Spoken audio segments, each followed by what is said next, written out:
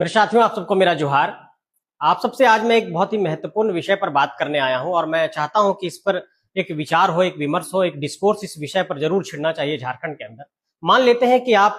बिहार में जाकर के कहीं से बसे हैं, किसी दूसरे राज्य से आप आए और आप बिहार में हैं, तो क्या आप लालू और नीतीश जी पर वहां पर कुछ अनर्गल बयानबाजी और टिप्पणियां कर सकते हैं? मान लेते हैं कि आपने बंगाल में जाकर के वहां पर निवास किया है, आप 5-10 साल से रह रहे हैं, तो क्या आप वहां के नेता ममता बनर्जी जी पर कोई टिप्पणी कर सकते हैं? मान लेते हैं आप किसी दूसरे राज्य से जाकर के यूपी में रह रहे हैं, तो क्या आप अखिलेश यादव जी या फिर योगी आदित्यनाथ पर आप कोई अनर्गल टिप्पणी लगातार कर सकते हैं जिसका कोई आधार नहीं हो? मान लेते हैं कि आप उड़ीसा में जाकर के रह रहे हैं और वहां के पटनायक फैमिली और प्रतिष्ठित राजनीतिक परिवारों पर क्या आप लगातार कोई टिप्पणी कर पाएंगे? मुझे लगता है कि अगर देश के किसी भी हिस्से में आप चाहे महाराष्ट्र में चले जाइए, चाहे वो ठाकरे परिवार हो, किसी भी परिवार पर इस तरीके से या किसी भी पॉलिटिशियन पर आप लगातार टिप्पणी करके वहां पर टिके नहीं रह सकते हैं। लेकिन मेरे साथियों, झारखंड एकमात्र ऐसा राज्य है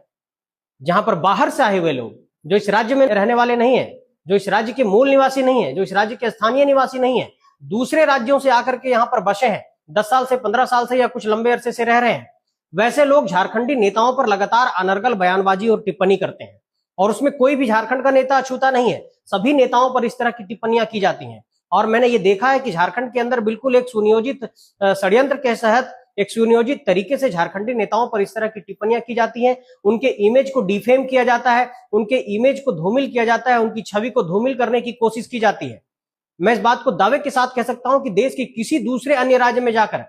कोई भी दूसरे राज्य का व्यक्ति वहां के अगर नेता पर, किसी भी नेता पर अगर अनर्गल बयानबाजी और टिप्पणी कर रहा है तो 5 मिनट भी उस राज्य के अंदर वो नहीं टिक पाएगा। लेकिन ये झारखंड का दुर्भाग्य है, ये झारखंड की विडंबना कहिए कि दूसरे राज्यों से आए हुए लोग यहाँ के नेताओं पर, यहाँ के नेताओं के परिवार पर, उनके कार्यशैली पर लगातार अनर्गल बयानबाजी और टिप्पणी करते हैं और इस राज्य में टिके हुए भी हैं। ये हमारी दिलेरी कहिए या फिर झारखंडियों का बड़ा दिल कहिए कि हम लोग कोई कड़ा एक्शन नहीं लेते हैं। लेकिन मैं झारखंडियों से ये कहना चाहूंगा कि ऐसे लोगों को आपको पहचानना होगा, ऐसे लोगों को आपको एक तरीके से पहचान करते हुए सबक सिखाना होगा और इन लोगों को ये बताना होगा कि अगर झारखंडियों की लड़ाई है तो हम वैचारिक तौर पर अपनी लड़ाई लड़ लेंगे, लेकिन अगर हमारे राज्य के नेताओं पर दूसरे लोगों के द्वारा अनर्गल टिप्पणी करके उनकी छवि को धूमिल करने की कोशिश की जाएगी, उनको परेशान किया जाएगा और उनको लगातार बार बार टारगेट किया जाएगा सुनियोजित तरीके से, तो इसका गलत परिणाम भी हो सकता है, दुष्परिणाम भी हो सकता है। और हो सकता है कि अगर जो नेताओं के समर्थक हैं वो भड़क उठे तो कोई बहुत बड़ा एक तरीके से रिएक्शन भी देखने को मिल सकता है।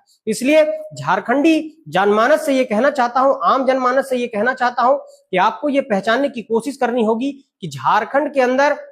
आंतरिक तौर पर झारखंडी ताकतों को ही आपस में लड़ाने की कोशिश की जा रही है, जबकि इस वक्त सबसे ज्यादा जरूरत इस बात की है कि झारखंडी ताकत एकजुट हो और झारखंड को लेकर के एक नए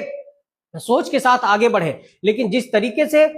बाहरी ताकतों के द्वारा झारखंडी ताकतों को आपस में तोड़ा जा रहा है, फूट डाला जा रहा है, वो बहुत ही निंदनीय है। और हमारी टिप्पणी इसी बात को लेकर के है कि ऐसे किसी भी कृत्य को हम लोग बर्दाश्त नहीं करेंगे जिसमें झारखंडी नेताओं पर अनर्गल टिप्पणी की जाए और आधारहीन बात की जाए। वो नेता चाहे कोई भी हो, वैचारिक तौर पर ठीक है, हमारी लड़ाई हो सकती है विचारधारा के बुनियाद पर, लेकिन अगर किसी पर निजी टिप्पणी की जाएगी, किसी पर अनर्गल बयानबाजी की जाएगी तो इसको बर्दाश्त नहीं किया जाएगा। और उन सभी ताकतों से ये कहना चाहता हूं कि जो ऐसा कर रहे हैं वो सुधर जाए, नहीं तो इसका एक बहुत बड़ा परिणाम आपको देखने को मिल सकता है। शुक्रिया।